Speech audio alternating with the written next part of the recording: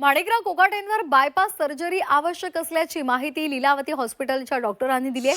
कोकाटेंच्या छातीमध्ये दुखत आहे आणि त्यामुळे त्यांच्यावर अँजिओग्राफी करण्यात आली आहे। हायकोर्टाने कोकाटेंच्या याचिकेवर निर्णय देत त्यांना दिलासा दिलाय। त्यानंतर लीलावती हॉस्पिटलमधून मेडिकल बुलेटिन काढण्यात आलं। त्याद्वारे कोकाटेंच्या तब्येतीची माहिती देण्यात आली आहे। त्यांचा हार्ट रेट वाढलेला होता, 115 होता, डोका जड होता, नंतर त्यांचा श्वासाचा प्रकरण पण जास्त होता, 28 होता, छातीत दुखत होता।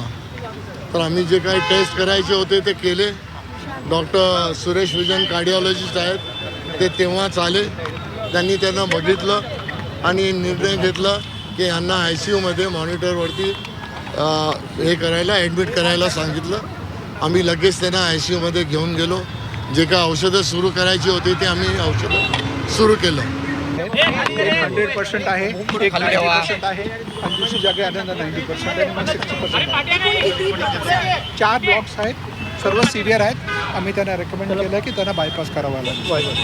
ओके, बायपास सर्जरी करायचं आहे। त्यांचं मन नाही, पण ते विचार करतील, मग आम्हाला सांगतील, मग आपण अरेंज करूया। साधारण ही बायपास सर्जरी किती अर्जंट करावी लागू शकते? जितका त्यांना त्रास झालेला, त्यांना अनस्टेबल अंजायना होता, जितकं लवकर केलं तितकं बरं।